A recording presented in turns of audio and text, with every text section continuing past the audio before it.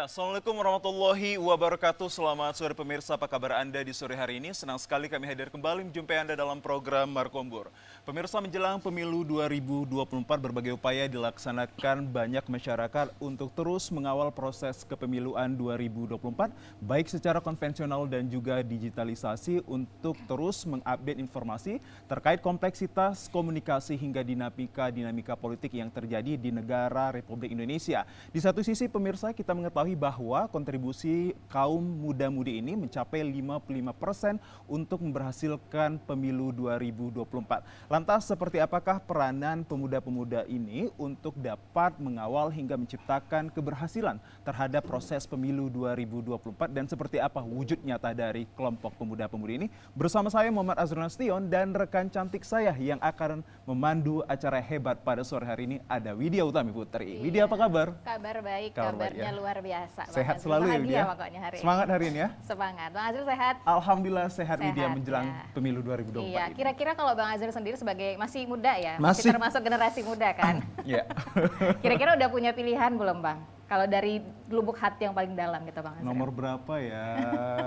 Nanti Kita aja deh. nggak boleh Iya, sebut nggak nomor ya. boleh. Ya pasti kalau memang udah yakin dengan pilihan kita, simpan dulu Ya. dalam hati dan nanti salurkan di saat hari pencoblosan. Benar sekali, pastinya anak muda ini untuk bisa menjaring dan tidak boleh yang namanya memberitakan berita bohong ataupun Betul. hoax terkait pemilu apapun. Iya. Kalau tidak tahu lebih bagus keep silent only. Iya benar sekali, dan bagaimana kemudian nanti kita juga akan bahas ya untuk mewujudkan pemilu yang damai. Sebenarnya peran dari generasi muda ini seperti apa sih untuk bisa mewujudkan hal itu. Benar. Tapi tentunya untuk membahas hal ini kita kayaknya nggak mungkin ngobrol berdua Benar aja ya sekali, Bang Widya. Azril. Kita juga sudah mengundang narasumber. Ya. Ya ada dua orang sebenarnya, tapi baru satu orang yang hadir ya di sore hari ini. Siapa nih Bang Azril? Terima kasih Widya atas atensinya dan pemirsa untuk mempertajam informasi kita terkait tema menariknya yakni peran pemuda wujudkan pemilu damai. Telah hadir bersama kami seorang akademisi yang tidak asing lagi menghiasi layar kaca TVRI Sumatera Utara yang banyak memberikan kontribusi pandangan-pandangannya. Beliau adalah yang terhormat Bapak Dr. Dhani Sintara. Assalamualaikum, selamat sore Pak. Waalaikumsalam, selamat sore Bang Azril. Kabar baik? Alhamdulillah baik. Kabar baik, baik. Ya. Ini alhamdulillah. enaknya manggil Bapak atau manggil Bang? Manggil abang aja. Manggil abang aja ya. Masih muda Widya. Oke, nah satu lagi ini masih kita tunggu juga kehadiran ya perwakilan dari generasi muda, yaitu Ketua Senat Mahasiswa Unimed, namanya juga Dhani ya, Ya. Ahmad Dhani Lubis yang masih dalam perjalanan. Bukan Ahmad Dhani yang sana ya? Oh bukan, ini lain ya. Kita akan coba nanti dengar bagaimana sebenarnya aspirasi dari generasi muda ini terkait dengan topik kita pada sore hari ini. Pastinya Widya, dan untuk itu pemirsa telah hadir pula telepon interaktif kami di 0811 6100 386, sekali lagi di 0811 6100 386. Siapa tahu anak muda yang di rumah sana memberikan pandangan melalui pertanyaan kepada narasumber kami persilahkan kurang lebih 1 jam ke depan Anda. Begitu ya Widya? Benar sekali. Ini siapa mau duluan atau kita home pimpah dulu mungkin? Boleh siapapun jadi, atau ladies first, saya menganut boleh paradigma luar negeri. Karena udah lama ternyata Iya. kita tidak bertemu. Oke, saya langsung ke Bang Dhani. Boleh, Bang silakan, Dhani, ini Widya. kalau topiknya adalah peran pemuda untuk mewujudkan pemilu damai. Mungkin sebenarnya seberapa penting Bang Dhani pemuda dalam kepemiluan itu? Bagaimana kemudian peran pemuda, peran besar pemuda dalam pesta demokrasi kita khususnya di tahun 2024 ini? Dari pandangan Bang Dhani seperti apa? Terima kasih Mbak ya, begini. Kalau pertanyaannya seberapa pentingkah peran pemuda dalam pemilu itu, jawaban saya dengan tegas saya katakan sangat penting sekali. Apa karena tahun ini 55% itu kurang lebih didominasi oleh suara dari generasi muda? Oke, gini. Itu kan kuantitas ya, Oke. 55%. Nanti kita lihat bagaimana kualitasnya, apakah pemuda itu memberikan kontribusi terhadap kontestasi pemilu ini. Kalau kita letakkan dalam perjalanan sejarah bangsa kita, pemuda itu memang memiliki peranan yang sangat sentralistis. Kita ingat ya, saya dari awal dulu, kita ingat bagaimana diadakannya Kongres Pemuda tahun 1928 yang merupakan kristalisasi lahir yang namanya Sumpah Pemuda. Sumpah Pemuda. Itu digagas oleh anak-anak muda, mereka mendeklarasikan diri, ada 3 Sumpah Pemuda yang kita tahu sebagaimana bunyi Sumpah Pemuda itu secara bersama-sama. Nah kemudian menjelang kemerdekaan tanggal 16 Agustus juga sekelompok pemuda itu mengambil peran yang sangat fundamental terhadap proklamasi kemerdekaan Indonesia. Bagaimana kita tahu adanya peristiwa Rengas Dengklok di mana sekelompok pemuda menculik Soekarno dan Hatta untuk memaksa agar segera diproklamasikannya kemerdekaan Indonesia. Artinya apa? Itu kan dalam kontekstualitas historikalnya, sejarahnya. Nah, yang paling penting itu adalah bagaimana peran pemuda itu tidak ketinggalan, yaitu dia dalam konteks mengisi kemerdekaan dalam wacana pemilu. Nah, kita tahu bersama-sama bahwasanya pemilih pemuda itu ada 55% ya, ada 55%. Itu kan dari sisi kuantitas, jumlah. Apakah 55% itu dapat memberi warna yang sangat signifikan di dalam pemilu dari sisi kualitasnya? Artinya apa? Ketika pemuda itu tidak mengambil momentum dalam pemilu, maka dia akan kehilangan maknanya. Kenapa saya katakan tadi pemuda itu memiliki peran yang sangat sentralistis? Karena bagaimanapun, suka atau tidak suka, kenapa kita katakan itu sangat penting? Karena tonggak sejarah perjalanan bangsa ini ada di tangan pemuda. Nah, ketika pemuda itu terdegradasi momentumnya, peran sertanya dalam pemilu, maka kita di kemudian hari kita akan kehilangan momentum dalam berbangsa dan bernegara. Wow, menarik sekali Widya kalau kita singgung atas penjelasan dari Pak Dana Sintara ini. Tadi saya mengingat bahwa terkait tentang momentum yang bisa diperoleh untuk anak muda ini untuk turut hadir dalam partisipasi politik ini ya Pak Dani, kalau bisa dikatakan gitu. Nah Pak Dani dan juga pemirsa Hingga Widya, kita ajak kembali narasumber yang kedua telah hadir bersama kita untuk melengkapi suasana pada sore hari ini yang akan berbagi pandang kita terhadap seorang ketua Senat Mahasiswa Unimed yakni Abangda Ahmad Dhani Lubis. Iya, kita persilakan masuk ya. Halo. Bang, ya, silakan duduk. Assalamualaikum, kabar sehat ya Bang? Sehat ya. Nah ini udah enak ya, sama-sama momentumnya muda udah pas ya, sudah ada anak muda pastinya ya Widya. Tapi saya masih berbicara kepada Pak Dhani ya Widya. Kalau kita tadi dan Widya menyinggung adanya 55% peranan kontribusi suara anak pemuda ini. Lantas anak muda di zaman sekarang dalam politik ini sudah diberi panggung tidak Pak untuk bisa memasuki dunia politik? Sebenarnya begini, diberi panggung atau tidaknya itu tergantung kepada anak muda itu sendiri. Nah, dia di mana dia memposisikan dirinya. Kalau dia hanya mau dijadikan komoditas, dia tidak akan mendapat panggung. Nyatanya menjadi komoditas kah saat sekarang? Kalau saya melihat banyak anak-anak muda kita ya, ini dalam wacana dalam perspektif saya sendiri, banyak anak muda itu dia hanya menjadi komoditas. Setuju. Dari para calon-calon, apakah itu calon legislatif, apakah itu calon presiden dan atau wakil presiden. Artinya apa? Seharusnya anak muda itu memberikan suatu posisi tawar bagi calon-calon pemimpin bangsa. Ini loh kemauan anak muda dalam konteks yang berintegritas tanpa ada embel-embel politik praktis di belakangnya. Sehingga apa? Sehingga anak muda itu bisa memberikan kontribusi pemikirannya yang seakan-akan menjadi kontrak politik di kemudian hari ke siapapun yang terpilih nantinya menjadi pemimpin bangsa kita. Artinya supaya anak muda itu tidak menjadi komoditas, ya, bisa dikatakan kendaraan atau komoditas politik belaka. Wow. Tidak hebat kalau anak muda ini hanya menjadi kendaraan suksesnya para pejabat nantinya tanpa harus ikut berpartisipasi. Haruslah aktif dan juga berpartisipasi. Itu yang diminta dari seorang Pak Dhani selaku akademisi Widya. Oke, ini kalau gitu kita langsung tanya. Boleh. Ya, ke Ketua Senat Mahasiswa. Mewakili suara kita dua ini berarti Widya. Masih muda ya, alhamdulillah ya. Oke, Dhani apa kabar, sehat? Sehat. Sehat, alhamdulillah. Nah ini tadi kalau Bang Azim juga aku tanya soal udah punya pilihan belum? Kalau Dhani sendiri dari lubuk hati paling dalam udah punya pilihan belum? Kalau di dalam hati udah ada. Udah ada Tidak ya? bisa disebutkan. Iya betul, kita nggak mancing kok Dhani. Tapi kalau Dhani ya mewakili suara generasi muda begitu. Sebenarnya kalau dari generasi muda sekarang, apa sih yang kemudian dilihat begitu dari calon pemimpin kita? Apa yang menjadi kriteria dari generasi muda untuk bisa kemudian menentukan pilihan? Baik. Kalau dari perspektif anak muda saat ini, yang saya pandang dan kami juga pandang, memang kami butuh sosok pemimpin yang hari ini kita perlu sosok pemimpin yang memang punya gagasan, gitu, punya visi kedepannya ini Indonesia ini mau dibawa kemana, bukan lagi dibawa ke ranah-ranah yang sungguh sangat tidak etik yang saat kita lihat sekarang ini, gitu kan.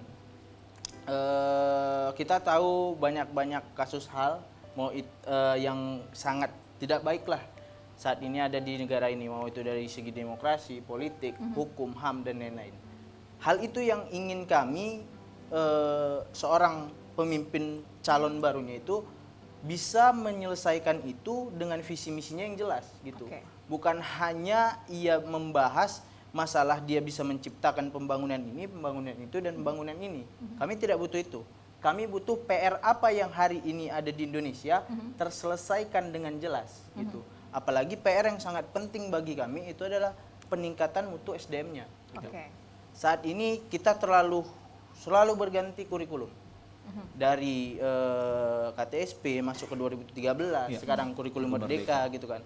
Belum selesai di satu kurikulum, sudah masuk kurikulum baru. Akhirnya satu generasi hanya jadi bahan uji percobaan saja. Oke. Gitu. Jadi harus ada regulasi yang memang visi ini harus dijalankan ke depannya seterusnya agar anak-anak bangsa ini kualitas pendidikannya lebih jelas lagi. Gitu. Oke, visi misinya. Visi misinya nih, ya.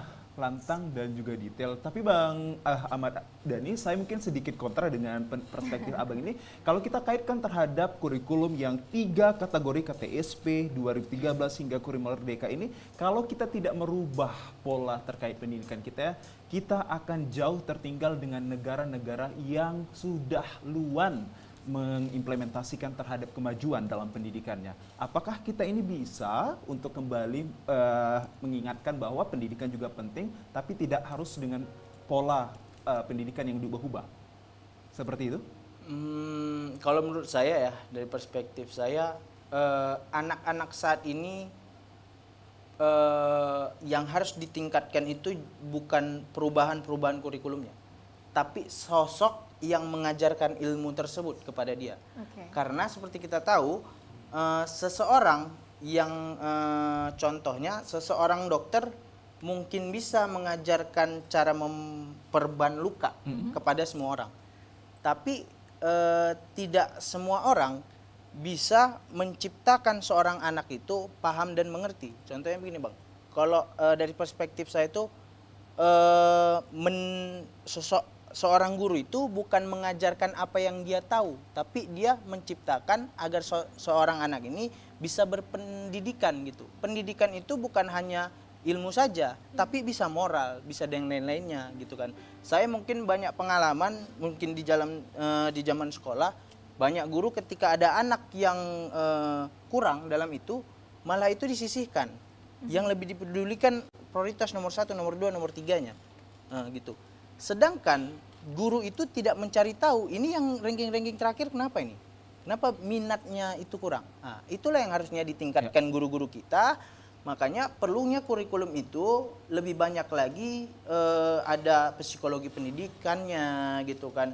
Setelah tentang psikisnya, mentalnya diajarkan sama calon-calon guru itu bagaimana agar itu mereka bisa pahami kepada peserta didik sehingga ilmu yang bisa mereka berikan terserap dengan baik gitu. Berarti bisa dikatakan bahwa nanti siapapun pejabat yang akan duduk ataupun menang pada periode yang akan datang ini haruslah memikirkan kebijakan-kebijakan utamanya dalam pendidikan untuk tidak hanya menciptakan status pendidikan aja, tapi juga moral value di dalamnya harus ditanamkan. Begitu ya Bang, kalau bisa dikatakan. Menarik kalau kita berbicara tentang politik ini banyak sekali bisa kita kaitkan ya Widya.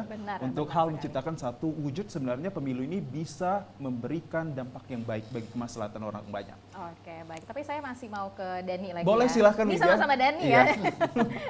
Oke, ini Dhani Ketua Senat Mahasiswa Unimed. Kalau tadi kan Bang Dhani dan juga Bang Azril menyinggung soal posisi diri dari mahasiswa itu dalam pesta demokrasi. Kita tanya langsung ke Dhani kalau gitu. Sebenarnya kalau dari generasi muda sendiri bagaimana sih memposisikan diri begitu ya dalam pesta demokrasi di tahun ini? Kalau saya pandang saat ini anak muda cukup besar.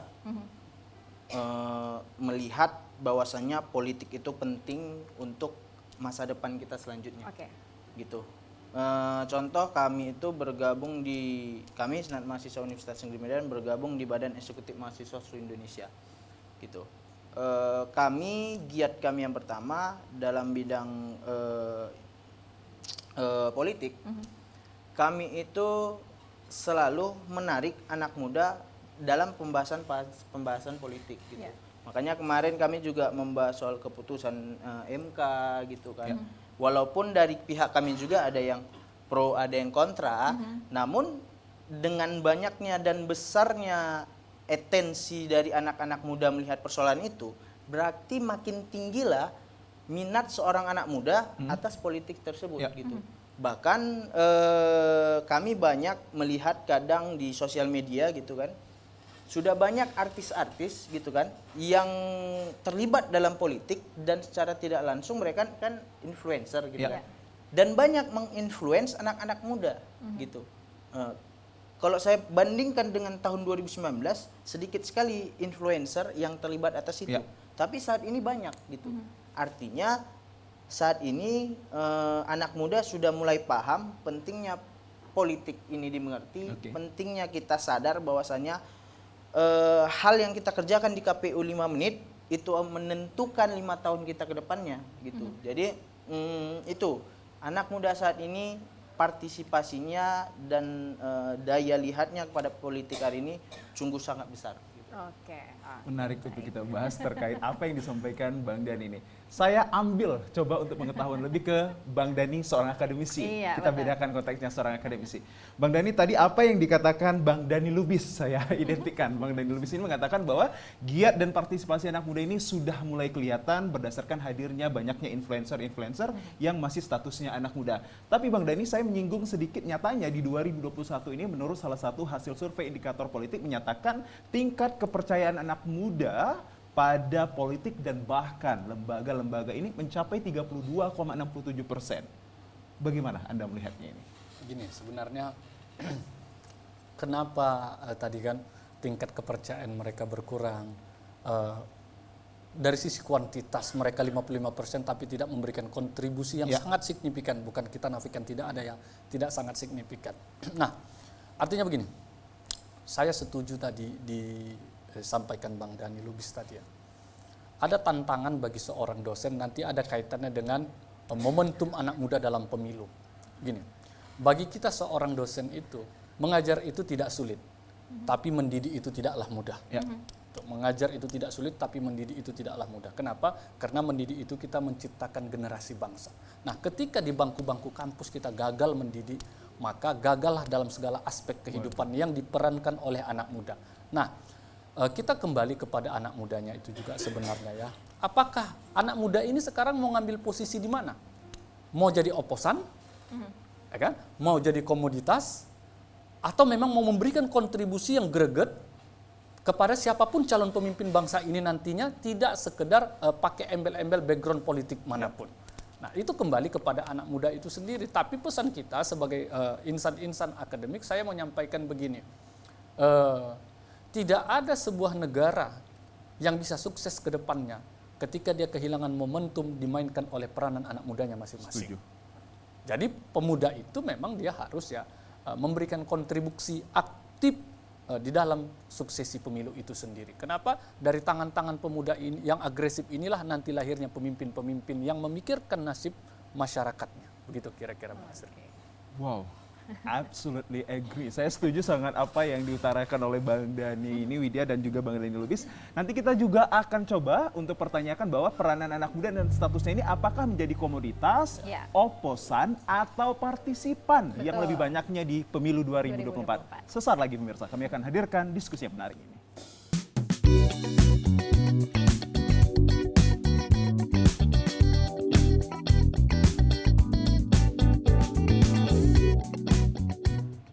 Ya pemirsa, dalam penyelenggaraan tiap proses kepemiluan 2024, suara anak muda menjadi incaran banyak para kontestasi. Lantas sejauh ini pemirsa, bagaimana anak muda haruskah memutarbalikkan kiblatnya dari objek menjadi subjek atau oposan dan bahkan partisipan yang seharusnya mereka genggam untuk menciptakan pemilu 2024 yang damai. Pak Dani, haruskah anak muda ini menjadi oposan, komoditas, atau partisipan yang lebih condongnya saat sekarang ini? Kalau saya ya dalam perspektif seorang akademisi menyatakan bahwasanya peran serta anak muda itu dia harus dalam konteks partisipan. Partisipan pun yang bersifat aktif. Jadi gini, dalam konteks partisipasi dia ada dua itu, Ya. Bang Azril ya. Ada partisipasi pasif, Pasif, ada aktif. partisipasi aktif. Sebaik-baiknya partisipasi kita dalam kontestasi pemilu itu adalah partisipasi yang bersifat aktif. Artinya kita melakukan kegiatan-kegiatan yang tidak bersifat pasif. Misalnya pasif itu dia tidak menyebarkan berita bohong, tapi dia tidak melakukan apa-apa seyogyanya. Pada saat hari H dia melakukan pemilihan atau mencoblos di surat suara. Yang kita harapkan partisipasi anak-anak muda bukan hanya partisipasi aktif, pasif, tapi juga partisipasi pasif, aktif. Bagaimana dia misalnya melakukan kegiatan-kegiatan yang menyadarkan masyarakat bahwasanya pentingnya pemilu dan lain sebagainya. Artinya dari situlah kita bisa melihat bagaimana kontribusi anak muda itu seyogyanya dalam kontestasi pemilu itu sendiri. Bahkan kalau saya mengatakan kontribusi pemuda itu, anak muda itu bukan hanya pada saat pemilu, tapi post election. Ya, setelah setelah pemilu pun dia harus berpartisipasi untuk mengawal jalannya hasil daripada pemilu itu sendiri. Supaya apa? Supaya ada keterikatan emosional siapapun yang terpilih nantinya dengan partisipasi yang telah diberikan oleh anak muda itu sendiri. Begitu kira-kira. Oke. Itu yang harus kita tanamkan kepada anak muda ya Widya. Contohnya Widya dan saya ini kan masih anak muda, perlu juga mendapatkan sosialisasi dan juga edukasi dari seorang akademisi, begitu Widya. Iya, nggak tahu memang muda atau ngaku-ngaku muda ya kan. Oke, intinya adalah kalau dari Bang Dani sendiri mengatakan menginginkan partisipasi para pemuda begitu. Baik itu partisipasi aktif ataupun juga pasif begitu ya Bang Sebaik-baiknya itu adalah yang aktif. Benar sekali. Nah, kita tanya gitu juga ke Dani ya. Ya. Sebenarnya kalau dari Dani dan teman-teman begitu di Senat gitu ya, dari Ketua Senatnya sendiri sebenarnya mengajak teman-teman generasi muda untuk berpartisipasi aktif begitu pada pesta demokrasi ini kan 5 tahun sekali begitu ya, dan ini tahun ini juga calon-calon pasangannya ini menarik gitu loh. Nah, sebenarnya partisipasi aktif Dani kepada teman-teman gitu untuk mengajak teman-teman seperti apa sih untuk kemudian ikut bersuara begitu dalam pesta demokrasi kali ini. Baik, untuk kami sendiri, terutama kalangan mahasiswa gitu. Seperti kita tahu, salah satu peran dari mahasiswa itu adalah agen perubahan, gitu kan. Jadi hari ini kita tahu banyak memang seseorang mahasiswa itu tidak peduli atas perannya sendiri, gitu kan. Dia yang penting tamat kuliah, IPK-nya tinggi, kerja. Itu hayalan anak-anak maba lah. Iya, kupu-kupu Gitu kan. ya jangan. Namun fakta di lapangannya tidak seperti itu, gitu kan. Ada orang yang tamat 7 tahun, nganggurnya cuma 7 bulan. Ada orang yang tamat 3 tahun, nganggurnya 7 tahun. Nah, jadi penting seorang mahasiswa ini untuk menjadi agen perubahan. Salah satunya untuk mengubah minat dari anak-anak muda, orang-orang yang memang sepantaran dengan mahasiswa tadi, untuk lebih meningkatkan lagi partisipasinya menjadi lebih aktif. Saya setuju yang dibilang sama Pak Dan tadi, anak muda dan juga mahasiswa harus terlibat aktif gitu. Tidak perlu dia terlalu aktif di hak layak umum banyak, cukup di keluarganya saja dulu gitu. Keluarganya selesai, sadar pentingnya politik ini bagaimana gitu kan, baru masuk ke tetangga. Setelah tetangga dia barulah bisa masuk ke mungkin daerah tongkrongan-tongkrongannya gitu. Di situ mulai banyak teman-teman anak muda gitu kan. Kita sebagai mahasiswa yang mendapatkan privilege ilmu lebih di dalam universitas gitu kan, kita duduk bersama teman-teman kita yang mohon maaf belum sampai bisa menduduki hal yang kita miliki, ya kita jelaskan pentingnya kita berperan aktif itu bagaimana gitu kan, benar-benar memilih pemimpin sesungguhnya itu bagaimana. Karena memang banyak kalangan memang anak-anak muda kadang saya pernah KKN di suatu desa, saya tidak mau menyebut namanya. Anak-anak mudanya itu bilang begini, kami tahun politik nanti ini tergantunglah siapa yang ngasih, katanya gitu kan. Ini yang ngasih, itu yang ngapain, gitu kan. Kebetulan kami di situ anak KKN ada dari 3 universitas yang berbeda, ya kami jelaskan. Tidak bisa seperti itu pandangannya, gitu kan. Ini nasibmu dipimpin oleh kepala apa ini bagaimana, kami bilang seperti ini. Ketika dirimu melanjutkan hal yang sama, cara pandangmu untuk memilih seseorang, maka terjadi nggak seperti ini? Terjadi. Dirimu menyesal nggak punya pemimpin seperti ini, yang acuh tak acuh pada desanya gitu. Saat itu dia mengomentari kepala desanya gitu. Ya kami maunya kepala desa kami begini. Pasti kedepannya ada orang seperti itu. Atau sebelumnya ada orang seperti itu, namun tidak kalian pilih karena dia tidak punya kos politik memberi kalian lebih banyak. Gitu. Jadi hal itu yang kami edukasi. Dan mereka pun juga terpikir sedikit-sedikit gitu kan. Jadi itulah saya berharap kepada teman-teman mahasiswa lainnya, karena memang partisipasi mahasiswa saat ini aktif terlibat itu kecil, gitu. Kami merasakan di berbagai banyak organisasi di kampus itu sudah sangat minim.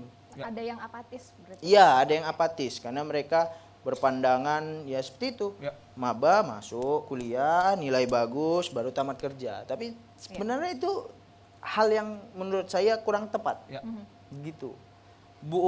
Saya tidak mengiyakan belajar itu gak usah serius sekali, enggak. Belajar itu penting, gitu kan. Namun kita harus bisa memanfaatkan hal yang ada di kampus. Kampus ini kan berbeda dengan bisa dibilang kita sekolah gitu kan. Di kampus kita itu kalau kata dosen saya, kalian dapat ilmu di kelas ini paling bisa maksimal 30% katanya gitu. 70%-nya di mana? Di luar kelas ini. Pengalaman.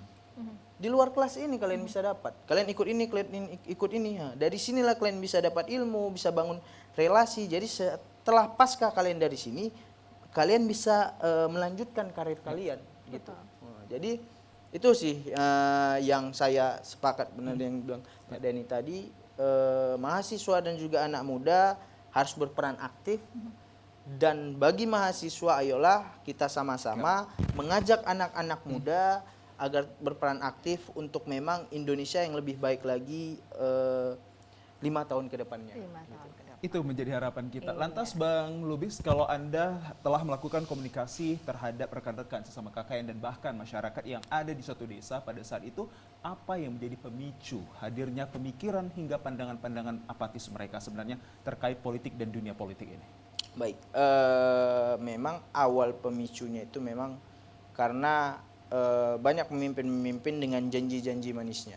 Dan itu nyata sampai sekarang kan? Nyata. Tidak ada gitu. perubahan yang signifikan, maka Makanya- doktrinisasi ini tidak bisa hilang dari masyarakat. Ya, Bang Dani. benar. Makanya banyak orang kadang bilang si ini cocok nih katanya. Dia memaparkan visi ini, misi ini, itu segala macamnya kata. Kalau menurut saya seseorang tidak bisa dipandang kinerjanya itu dari apa yang ia katakan. Ya. Tapi memang perlu kita lihat backstory-nya dulu bagaimana. Ya. Gitu kan. Itu makanya saya bilang seseorang bisa belajar berbagai macam hal untuk meyakinkan seseorang dengan apa yang ia katakan. Tapi kan hasilnya kita harus pandang lagi. Setuju. Gitu kan. Bagaimana gitu. Oleh karena itu mungkin teman-teman anak muda memang harus lebih bisalah melihat Baik. mana nih sosok pemimpin yang memang bisa baik untuk di minimal desa dulu lah gitu kan. Dia nilai desa mungkin yang paling mungkin tetangganya jadi kepala desa, pasti kan bisa dilihat dia Ya. hari-harinya. Nengok track record itu kan kita bisa baca sejarah ini apa bagaimana gitu kan. Nah, itu yang memang harus peran aktif tadi gitu kan, Bang. Jadi anak mudanya itu memilih itu bukan hanya melihat saja, tapi coba cari backstory Kedalaman ini. dari visi misinya kedalaman pastinya ya. visi misinya ini. Setuju. Kenapa sih? Karena seseorang pasti ketika dia punya visi misi itu pasti ada suatu hal gambaran di masa lalunya. Setuju. Gitu. Apa yang ingin dia ubah? Nah, dia mungkin story-nya dulu dia melihat anak-anak jalanan yang begini-begini. Dia ingin menciptakan itu, Ya. mengubah itu, gitu. Baik. Jadi itu dia saya harapnya mahasiswa bisa Baik. lebih Aktif kembali ya. dan Aktif berpartisipasi. Oke, oke. Baik, sebelum ke Widya, saya pancing terlebih dahulu untuk menghangatkan suasana ini. Saya kembali lagi Ke ke Bang akademisi Dani ini. ya. Bang Dani, seorang akademisi, apatis terhadap politik ini merupakan sikap yang tidak bermoral dan juga bertanggung jawab terhadap bangsa? Ya, kalau apatis itu dalam kaitannya dengan moralistik pasti. Kenapa? Karena setiap anak bangsa itu dia punya tanggung jawab moral terhadap perjalanan sebuah negara. Kemana mau dibawa negara itu tergantung daripada tidak kita katakan hanya anak muda saja, tapi seluruh elemen bangsa. Jadi saya kan begini, saya pernah melakukan survei kecil-kecilan begitu. Di ruang kelas saya tanya begini, saya tanya, Anda orang mana? Dia jawab, oh saya orang Labuan Batu misalnya. Dari 10 mahasiswa yang saya tanya, pasti dia menjawab dari tempat daerahnya masing-masing. Coba kita ke luar negeri, kita tanya, Anda orang mana? dia pasti akan jawab saya orang Amerika, misalnya dari Amerika. Artinya apa?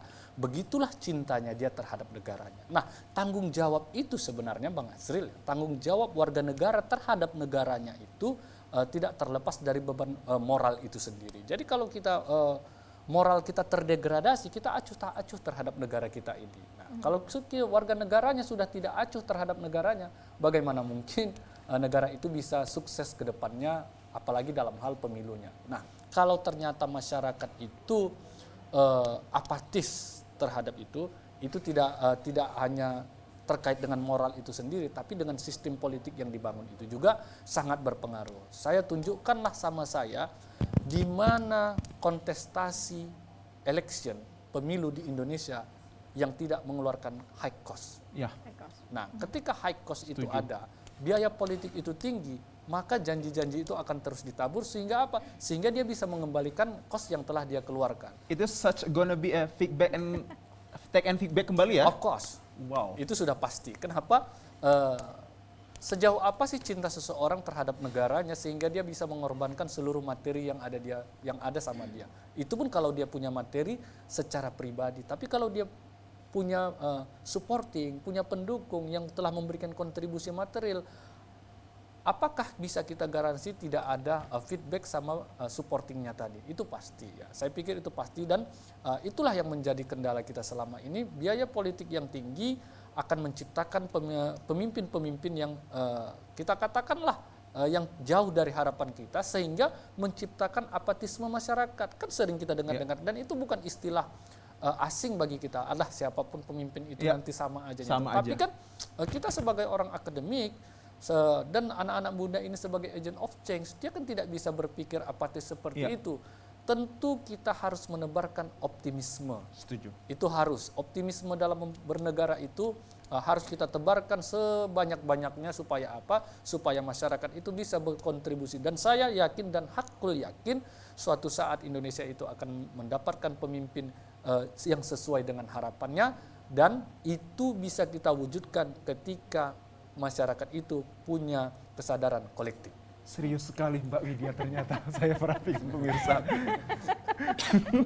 Saya masih penasaran ya soal apatis, tapi kayaknya kita harus jeda nggak sih? Jeda terlebih dahulu Widya. Kelihatan seriusnya ya. Benar, untuk Widya memancing serius dan juga memancing keseriusan dari pemirsa, kami akan hadirkan lagi pemirsa percakapan yang sangat menarik. Sesaat lagi pemirsa setelah yang satu ini.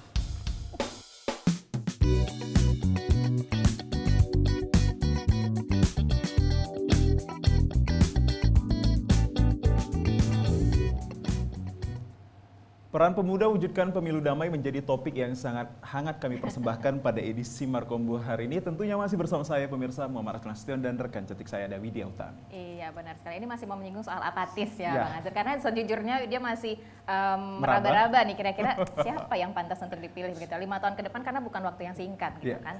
Nah, Bang Dhani, saya ke Bang Dhani. Bang Dhani mana dulu ini? Akademisi kita ya. Boleh. Oke, tadi kan kita sudah sampaikan bahwasannya untuk di tahun ini 55% suara anak muda begitu.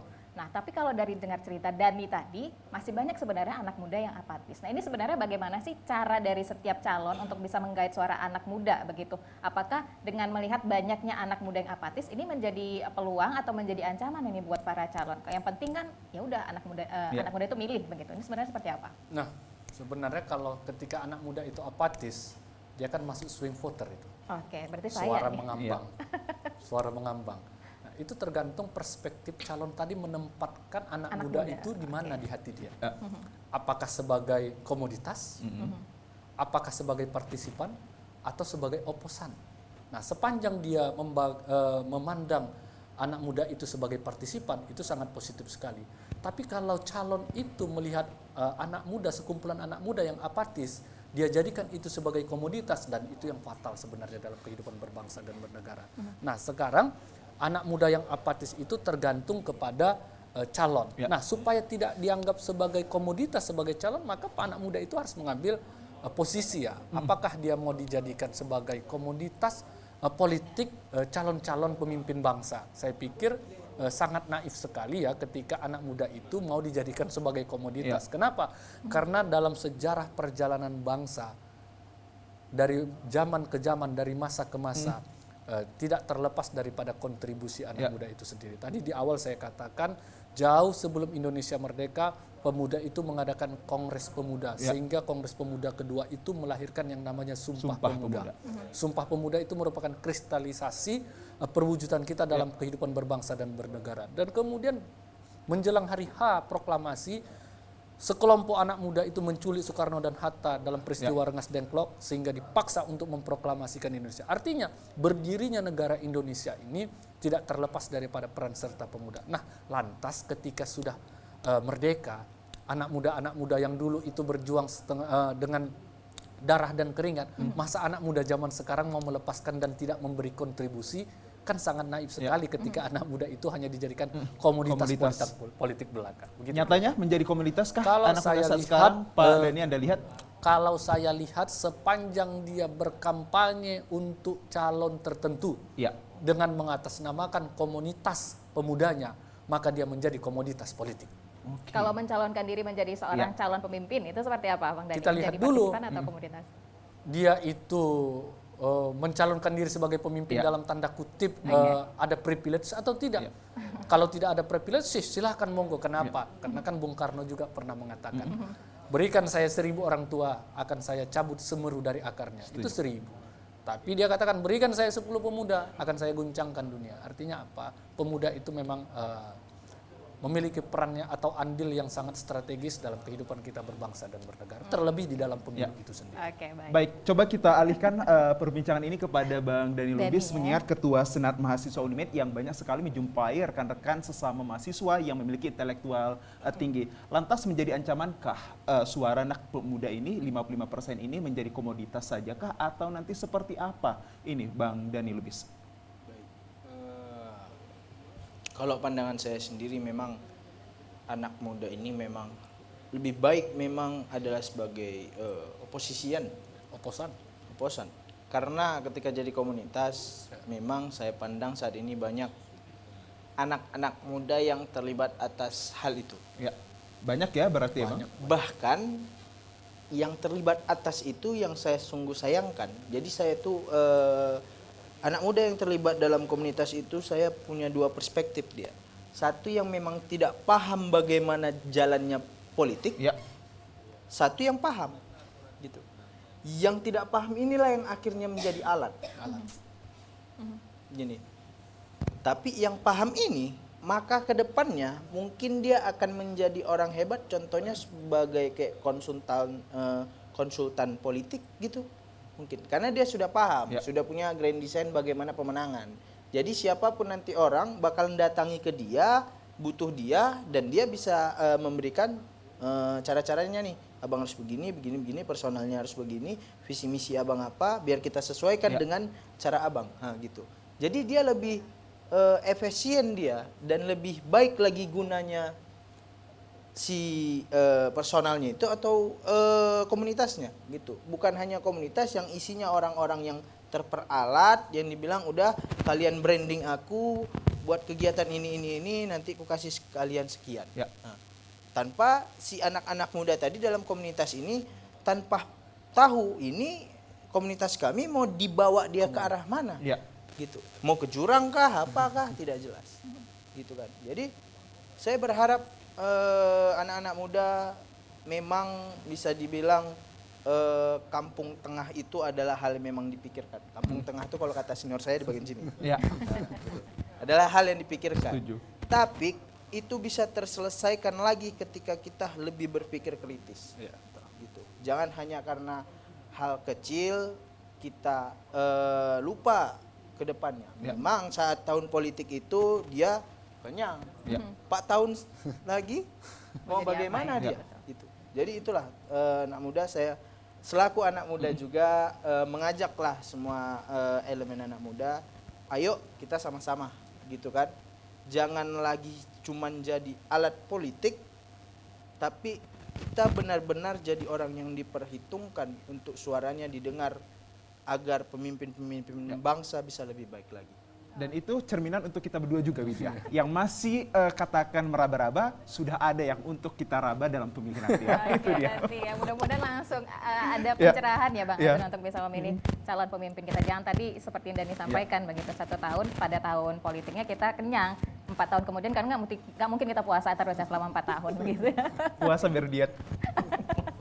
Oke, tapi kalau misalnya Dani sendiri begitu ya, sebenarnya partisipasi generasi muda begitu dalam mengkampanyekan pemilu damai, seperti apa sih dari pandangan Dani sendiri? Pemilu damai cukup saya tidak terlalu banyak melihat ada terlibat banyak anak muda karena saya kurang melihat anak muda dikaitkan atas hal itu, gitu kan. Sebenarnya mudah saja untuk menggait anak muda untuk menuju ke menciptakan suatu pemilu damai, gitu kan. Banyaknya sebenarnya komunitas-komunitas atau instansi-instansi anak muda yang dibentuknya atas dasar hal itu. Ya. Sebenarnya. Namun saya pandang saat ini kurang diefisienkan. Malah negara lebih senang ketika mereka buat penciptaan sendiri gitu daripada memanfaatkan yang udah ada gitu. Contohnya kami lah teman-teman BM gitu kan. Kami terhimpun dari Sabang sampai Merauke gitu. Ketika kami dihimpun, ayo gitu kita ini tahun politik, ayo kita sama-sama menciptakan pemilu yang damai gitu kan. Pemilu yang benar-benar penuh dengan integritas gitu. Jadi saya harapkan itu yang dilakukan oleh pihak-pihak yang mengurusi pemilu kita inilah. Baik. Jangan cuman perkara kami mengkritik suatu hal keputusan kami ditangkap-tangkapin gitu kan. Jadi ya kami bisa bekerja sama jikalau kami diperlakukan bagaimana semestinya. Ya, baik. Coba kita mempertajam informasi kita kembali kepada seorang akademisi. Kalau mengingat kontestasi pemilu, setiap pemilu bahkan ini ada 2 hal yang ingin saya lihat secara mendalam dari seorang Pak akademisi ini, yakni adanya political campaign dan retorika in politik. Lantas bagaimana kedua ini untuk menciptakan politik yang damai, santun, sesuai dengan apa yang dikatakan Pak Wapres? Pemimpin nantinya harus menciptakan damai dan santun politik ya. Sebenarnya kan politik damai dan santun itu kan dambaan setiap warga negara. Ya. Siapapun kalau ditanya kita mau nggak pemilu ini berakhir dengan chaos, pasti tidak ada yang mau. Semua. Nah, cuman situasi yang kadangkala mengharuskan calon atau pasangan calon itu berkampanye tidak pada koridornya atau tim-tim sukses itu Menghantam sisi demi sisi biasa ya. itu kan tim-tim sukses itu menghalalkan berbagai cara agar calonnya menang. Itu yang sebenarnya tidak kita inginkan bersama. Nah, pemilu damai itu tentu dambaan semua orang. Kenapa? Melalui pemilu inilah akan terukur tingkat kesejahteraan masyarakat. Setuju. Kenapa? Kalau kita maknai secara filosofi di dalam Undang-Undang Nomor 7 Tahun 2017 tentang pemilu itu, paradigma filosofi yang paling utama itu adalah bagaimana pemilu itu menjamin terlaksananya atau terwujudnya cita-cita dalam kehidupan berbangsa dan bernegara. Yang pertama itu untuk memajukan kesejahteraan umum, yang kedua itu adalah untuk mencerdaskan kehidupan bangsa. Nah, bagaimana dan melindungi segenap bangsa Indonesia serta seluruh tumpah darah Indonesia. Bagaimana mencerdaskan kehidupan bangsa melalui politik, melalui pemilu ini kita adakan selenggarakan yang namanya edukasi politik. Pencerahan-pencerahan politik ke masyarakat termasuk kepada para calon itu sendiri. Jangan sampai masyarakatnya mau damai, calonnya mau gontok-gontokan kan begitu kira-kira. Artinya ya pemilu damai itu menjadi harapan kita bersama. Ini kita udah di penghujung waktu ya Bang Azril. Nggak terasa topik kita sebenarnya sangat seru sekali. Tapi kita meminta closing statement dari kedua narasumber kita. Singkat saya mulai dari Dani. Apa harapannya untuk pemilu kita di tahun 2024? Singkat saja Dani. Oke, harapan saya pemilu ini tidak seperti pemilu yang tahun sebelumnya lah, yang berakhir chaos banyak seperti kita lihat. Saya mau kita menerapkan namanya itu politik dewasa gitu kan. Jadi kalah menang itu hal biasa Ya. gitu. Kalau kita kalah, kita kawal si menang untuk benar-benar menciptakan hal yang Ya. ia sampaikan gitu. Baik. Jadi ayo kita ingin negara ini maju, jadi marilah kita lakukan tahun pemilu ini dengan damai dan dengan kedewasaan. Baik. Oke, baik. Bang Dani, singkat dan padat Bang, sedikit saja. Kalau saya sesuai dengan tema kita ini peran pemuda ya di Ya. dalam pemilu. Satu saya katakan pemuda itu harus menebarkan optimisme. Ya. Yang kedua, pemuda itu harus memiliki peran aktif di dalam pemilu itu sendiri. Ya.